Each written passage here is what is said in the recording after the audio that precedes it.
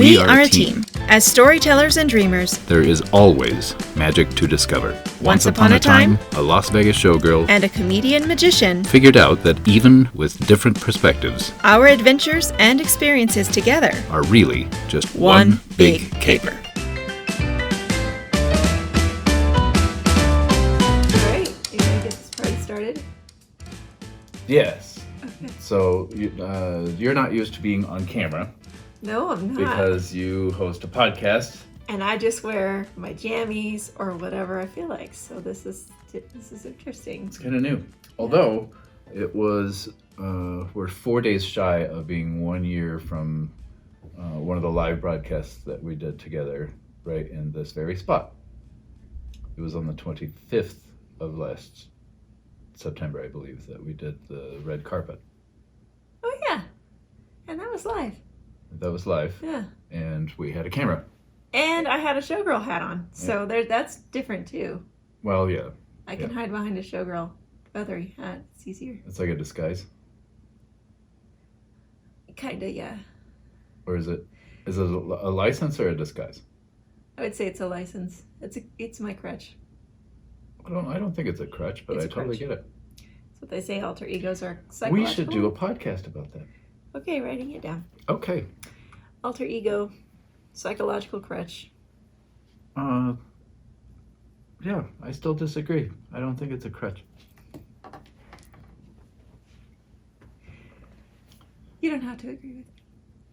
I know I don't, but that's how we work. In fact, that is what this episode is intended to be about. We'll see if we can stay on track, but we intend to discuss love and family as a full-time performer. Yes. Which is a complicated bit of business, but it seems to be something that a lot of people want to know from us, especially non-performers, of course. But I suppose it's fairly common for performers to end up with performers. Yes. But there's a reason for that. There's many reasons for that. Yeah. Which we're going to talk about. Yeah, we've both been with non-performers in our life. I've tried. Mm-hmm. Yeah. I have tried. It's interesting because it's a lot of it comes from one of my personal policies, which is that I never dated at work, as it were. And I worked in burlesque for 13 years. So I met a lot of eligible people, but they were, in my mind, kind of off limits, I suppose, because of my personal policies. And I just smashed them. Well, yeah, that changed when you and I, that changed. But, a lot of that, the reason that changed is that I was becoming very familiar with how difficult my unique life is as a performer for someone who is not a performer, whether they are a 9-to-5 type worker or even somebody who might be a little closer to show business working in the service industry at nighttime. I think that's a lot closer to show business. For sure. But it was still difficult. I just had a thought, and I'm like thinking about your past relationship, my past relationship. Both of them were in service industry. Oh, that's so true. They had similar hours. However, they were still both employees. So you have, as a performer, full-time performer like you're an entrepreneur. Yep. You're constantly pitching for new gigs. Yes. So that's like a whole different mindset. Whereas when I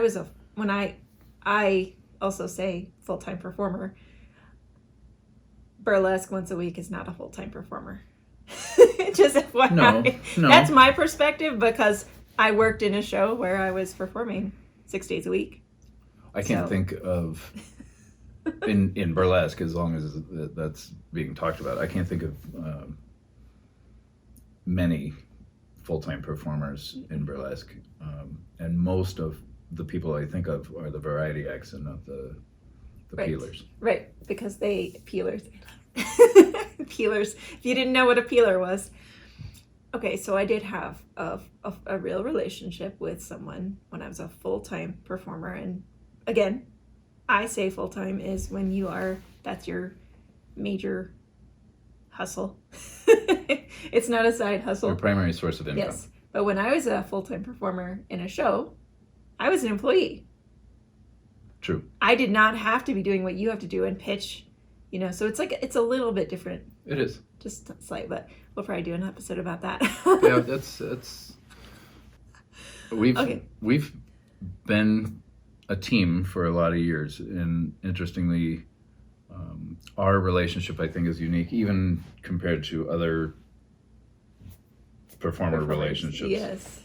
There are some unique things about us as individuals, but part of what I think makes us compatible. So my question is, when we are discussing, the prompt here is love and family as a full-time performer, are we discussing that on a broad scale or our unique experience? I thought we could talk about the challenges that some people might have. And we already discussed the first one, which is if your significant other is not a performer, then your schedules are completely opposite, right? So this is a public service announcement to warn people about either dating non-performers or dating performers. Either way, it's a puzzle. Yeah. Dating sucks anyway. I'm kind of glad that I don't have to do that. I wrote a blog about it. It sucks. Yeah. Dating sucks. Yeah, especially now. And at my age, especially, it's been likened, and I totally understand this, and here I go on a tangent again, but it's been likened to shopping at a thrift store. Oh, who said that? They should be fired. I can't cite where that came from. It's not actually that off. Anyway. Yeah. I love thrifting. We actually do family thrift outings. But let's talk about challenges. Okay, first thing, schedules. Scheduling, it's rough. In fact, you and I still maintain different schedules than each other. Oh yeah. I'm a day. And that's one of the ways that worker. we make it work. But I've been nocturnal for my whole life. I mean, since I was little, I've been nocturnal. Yeah, I know. But it helps, doing business with people in Las Vegas, for example. It's not uncommon for them to call at 1 a.m. Denver time to talk business. Right.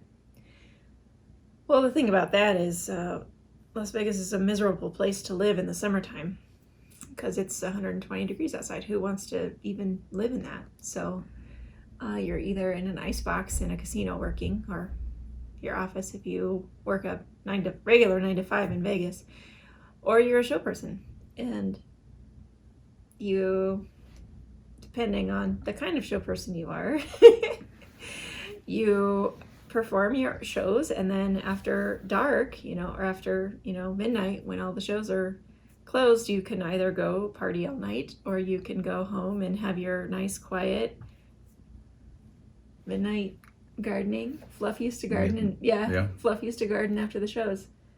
Yeah, I thought that was pretty. It's kind of fun.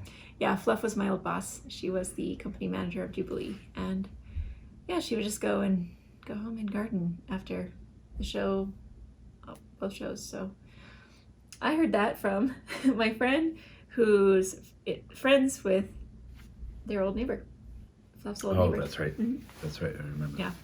So schedules. But then there's other things, like not even just like, okay, when are you awake? When am I sleeping? How do we cultivate a relationship?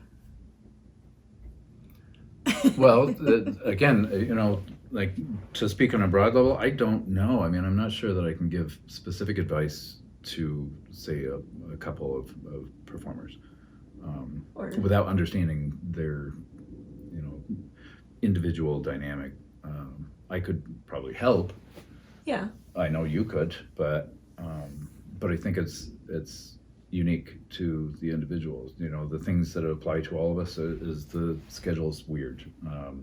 You know, in theater, you have this ebb and flow of income, which is difficult to stomach. I mean, that's not even on really my hard. list.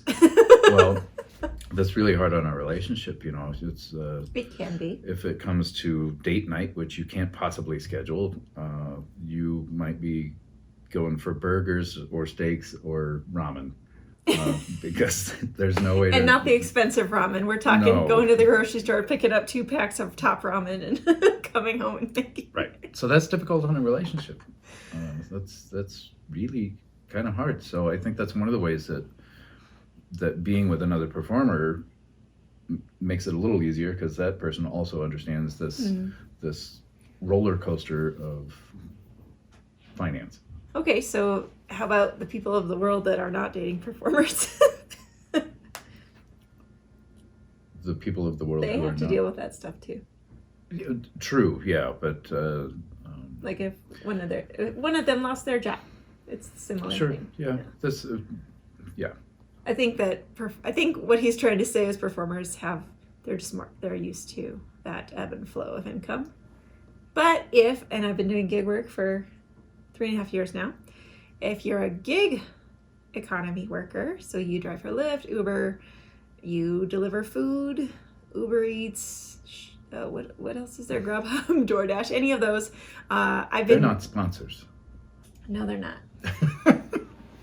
Some of them have paid my bills in the past, yes. True. I'm just saying. Yeah, okay. We're bringing Anyway, in... if you don't know what the gig economy is, those are gig economy hustles, side hustles, and they are great for either saving for like a down payment on a house or full-time income, whichever you want. But it's the same kind of thing, that ebb and flow of income. So those are the kind of people that also can make their own schedule, similarly to a performer-ish. You've Sure. done gigs at 9 a.m. and you've done gigs at 2 a.m. If the check is going to cash, I go. Yeah. And it's really hard for him to get up before 11. Yeah, I'm not a morning person, so We should do a video on I've that. done early shows, and you know, most recently that has been a different kind of challenge, because I also do shows from here. Yep. And because they're virtual shows, if I'm performing in another country, the scheduling is really strange. So Yeah. I was on the east coast of Canada recently, and I had to get up super early because of the time difference, and Yep. that was challenging. But not a big strain on our relationship, I don't think. But yeah, my schedule's all over the place, because I've had to demonstrate my income for a line of credit, and it was difficult to explain to the person who was looking over my finances that my paychecks come from a dozen different places within the span of 3 months. They wanted 90 days worth, and I had all different employers. So for our non-performers, can you talk about how that affected your previous relationship with someone who was getting a paycheck every week, they were trading time for money, basically? It was one of a dozen different strains on the relationship. There was a psychological strain. It was uncertainty that I think people in general just instinctively were driven towards some kind of security, sometimes some kind of certainty, knowing what to expect, not having so much uncertainty in life. And the uncertainty, like we're talking about, is not just finance, but it's scheduling. It's Am I going to be working next week? well, yeah, yeah. Yeah. We've had to make adjustments. Even, it's part of our compatibility is that we're both performers and we know the lifestyle, and so that way we can understand the language of the other person, and that works. But you brought up that I should talk about one particular occasion that happened in fairly recent history, but it was a holiday, Thanksgiving, and this is the juicy bit of the show, I suppose. But this was kind of our first small, intimate family Thanksgiving. So this was going to be Thanksgiving dinner that Athena made, and it was just going to be four of us, possibly five. But one thing I suppose that is important to note is that Athena's ex-husband, the father of her daughters, is my friend, which may be a rather unusual dynamic of our relationship, but I think it's worth noting. Nevertheless, he elected to not come to that Thanksgiving. Prior to this, by I would say 6 or 8 weeks before Thanksgiving, I was flippantly asked by someone in my audience, "What are you doing on Thanksgiving?" And I thought it was a strange question, but they were entertaining the idea of having me show up to their family Thanksgiving, fairly small. There were about a dozen people there, but they wanted to know if I would go perform on Thanksgiving Day, and that's, I think, the first Thanksgiving that I had a show. In my life. Really? Yeah. I don't think prior to that, I don't think I ever performed on Thanksgiving. I know that's different for a showgirl. Yeah.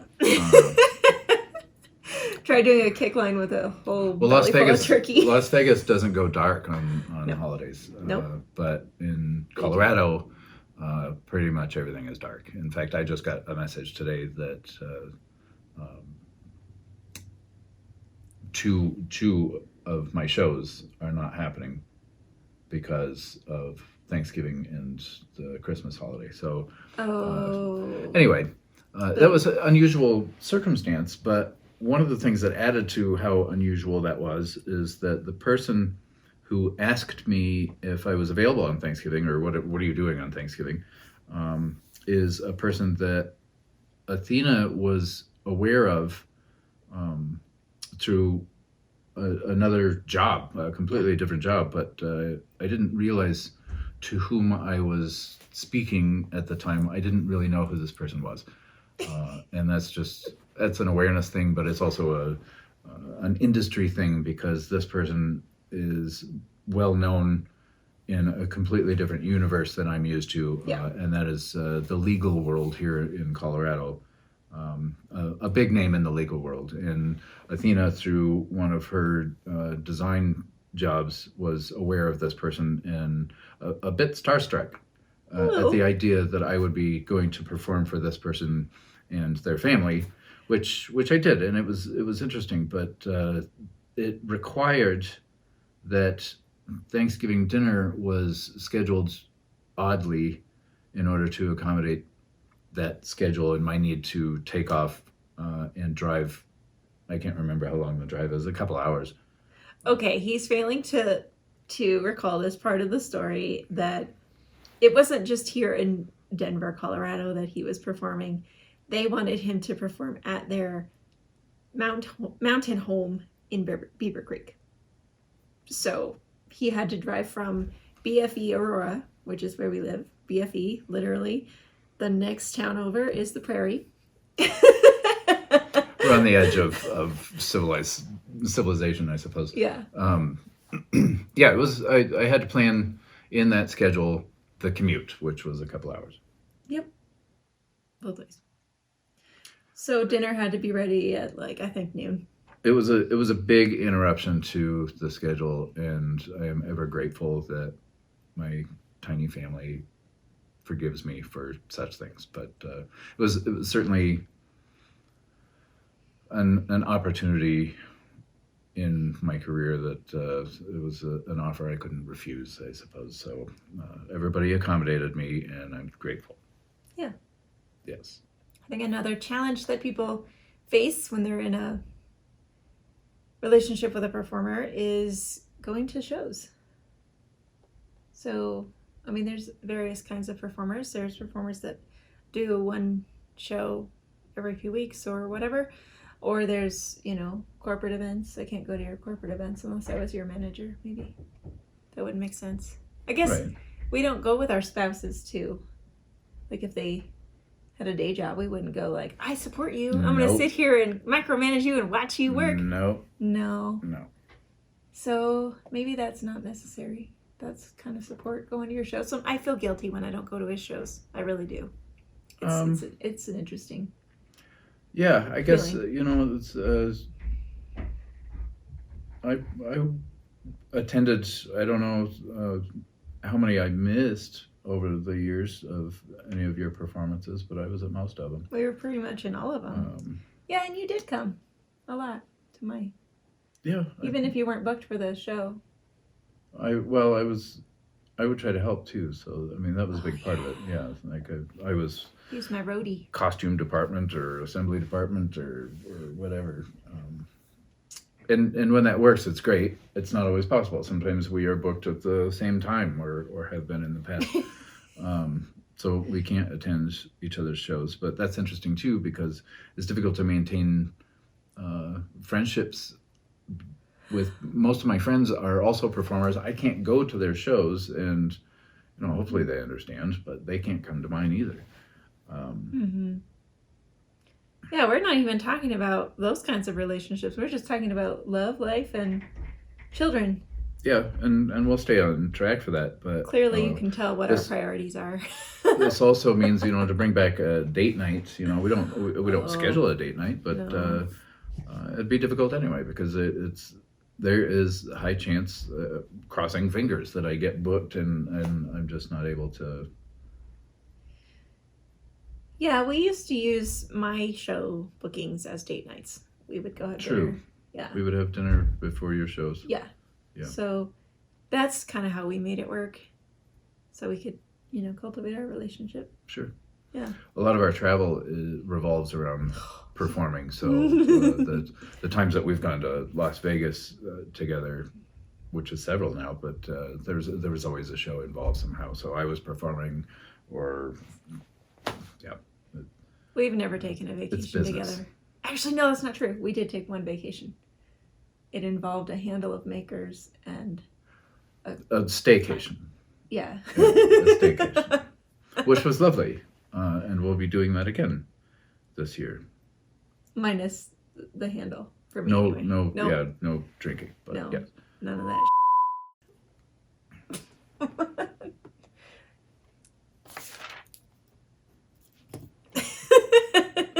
That's funny. I didn't know you were doing that. I didn't. I just thought it'd be funny to That's funny. maybe So tally. you mentioned before we started recording that you wanted to talk about how we make it work. So Yeah. it's more of a personal and us, like. Yeah. Okay. Well, I think people can take ideas from it. Sure. Mhm. Take what you want, leave the rest. Okay. That's kind of that's how I live life. Really, take what you want, leave the rest. Like that's anybody's teachings. So I'll read a book, and if I don't like 90% of it, I'll just leave the rest. That's kind of. I think everybody behaves that way. I don't think so. No? No. No. That's one of the odd things about me is that I project my own way of thinking on other Yep. people. We all do that. I think Okay. that's just human nature. I think so too. Yeah. Yes. Yeah, I just okay. get called out on it once in a while. So I was introduced to a method, and I was introduced by my coach, and she was introduced to it by somebody else, of course, because we're all just, as coaches, regurgitating information, at least as someone I know says. But what they teach is if your life is a mason jar, and all of the things, all the balls you're juggling or plates you're spinning, whatever analogy you want to use, go into that mason jar. They suggest for a better, more fulfilling life to identify your boulders. So put your boulders in first. So the idea is if you fill your mason jar with sand, which is all the little things, before you put your boulders in, which are your most important priorities, then you won't have room for your priorities, your boulders, and your life is going to be not very happy and fun, right? So what I've done, at least for me, is I've identified my boulders, and that's our relationship and the relationship with my children, and then my business, different parts of the business, and then of course making money, paying the bills. So those are my boulders. Oh, whoops. My health too. Generally, my health is not a problem. I generally take pretty okay care of myself.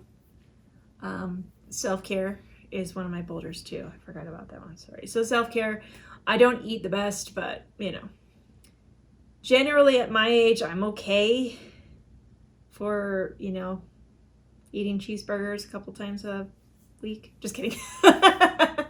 Anyway, so identifying your boulders, and then you can you put your boulders into your mason jar, and then you can fill it with whatever sand you want, because the sand will trickle around and fill up the space in between the boulders. So I kind of have done that with my life. I've identified the things that are like super priority for me, and then whatever isn't there, doesn't fit in the jar on my to-do list that's only half a page long, it just doesn't get done.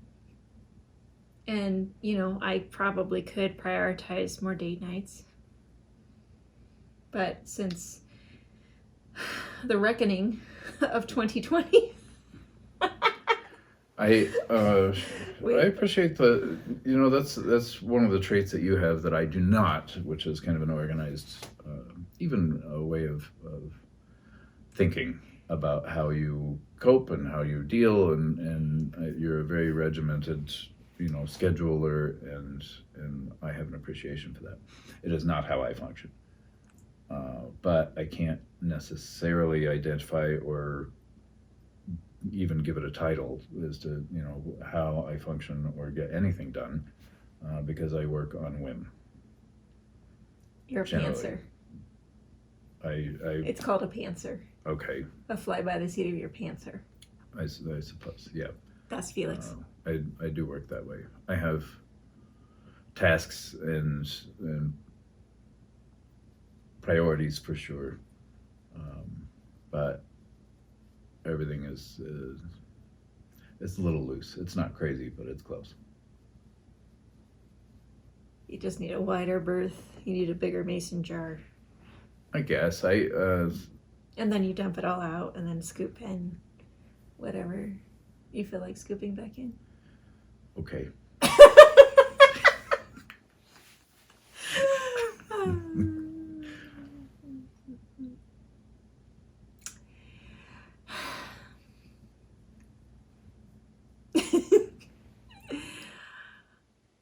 It's really appalling how much of a pantser you are because of your rising sign. You're appalled. I'm appalled. You're a Virgo rising, sir. Okay. Yeah. So his OCD is there, but only on the things that matter to him. We may have to do an entire episode about what is different about us, and I think that is part of the way it works. Our us, in that that's how we work. But it merits a whole episode about how different we are and how we both celebrate but cope, because some of the differences are even in opinion about life, and it's okay. We're totally fine. I learned why that is, but we don't have to get into it today. That's another episode. Yeah, that's a whole other episode. So yeah, that's pretty much how I do it, and I try to keep him wrangled by adding him to my Google Calendar, so he knows, like, okay, Athena has I don't have shows anymore, but Athena has a call. Athena has this. The boulders. Those are my boulders in my method. Trello. Love Trello. Love Google Calendars. If it's something I really need him to be at, I'll send him the calendar invite, and I'll make sure he knows what the heck you need to be here. It's less regimented than it used to be, because we're not juggling my performance schedule anymore. Right? Yeah. So We're yeah. working around, with your podcast and that kind of thing, you do have interviews, and so you do have scheduled meetings and whatnot Yeah. that we work around. But, Yeah. I true. think I probably don't have to say this to anybody, but the reckoning, as you put it, but recent global events have tested a lot of relationships. Mhm. And, I was always given the advice that if you want to get to know someone, take a road trip with them. And that advice is something I modified a little bit. I used to officiate weddings. And one of the pre-wedding, I wrote the scripts or the ceremony for every couple that I wed. And one of the interview questions, because I had to get to know them before I would agree to do it, but one of the interview questions that I would ask them is if they had ever been on a road trip together, because that's an ultimate test. So the reason I bring that up is because being quarantined or locked in a small home is a very good test of the strength of a relationship. I think we did fine. We're doing terrifically. But We've never been on a road trip together. yes, we have. We drove across Texas. Oh, that's right. Oh my God, I totally forgot about that. Yeah. And the snake and Happy Texas. Oh, in Happy Texas. Yeah. Okay, I remember now. It would. Yeah. Okay. It wasn't. So the reason I didn't count it as a road trip is because I didn't do the first half with you. You flew down and met I me. flew down. Yeah. You met me. You drove to meet me. Yes. Yes. And then we drove back.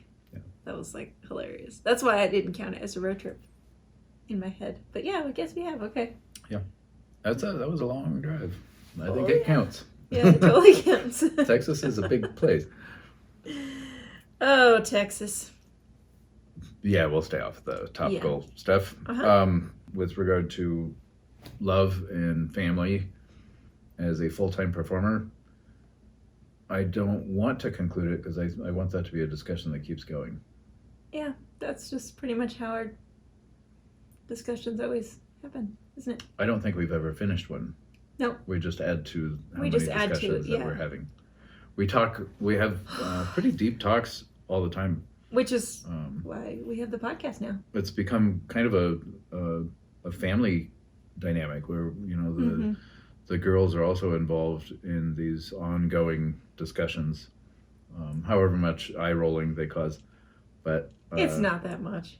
There's a few topics. Only if I re-dig out the one that they thought it was done. Yeah. It's never done with me. That was the inspiration for this project. And largely I'd like to at least offer advice, some kind of moral, some kind of takeaway, I suppose. But for this particular episode, I just don't see this one ever No. wrapping. How about we leave it up to you? Just comment below or And ask questions. I think Yeah. that's going to really help us deliver yeah. for you. Let us know what you want to know. Yeah. Yeah. Comment below what you've done in your relationships, whether you're performers or not. If any of this is parallel to some of the things that you've experienced as a relationship. Honestly, this is my longest relationship of non-turmoil. That's the best way I can describe it, without turmoil. Yeah. I have a longer relationship, but there was a lot of traumatic events within there, birthing children and bad stuff. But there's also good stuff. Yeah, having two babies is not that traumatic. I mean, it is, but not. Okay, that's a whole other. Anyway, please comment below if you have any questions or what takeaways you have from this mess of an episode. We definitely want to keep you in this sphere and help people live more fulfilled lives. Yeah, stay involved. This is for the voyeurs too, so you can just watch this sideshow. But He's obsessed. Obsessed with the sideshow. Oh, that's a life thing. I'm looking forward to interacting with anybody who's interested in this stuff. So by all means, just reach us or comment below. We like to experiment and have fun. Yeah, everything is an adventure in our relationship. That's kind of a theme of our togetherness, and this marks just one more adventure that we're having fun with. Yeah. So thanks for watching. Thanks for listening.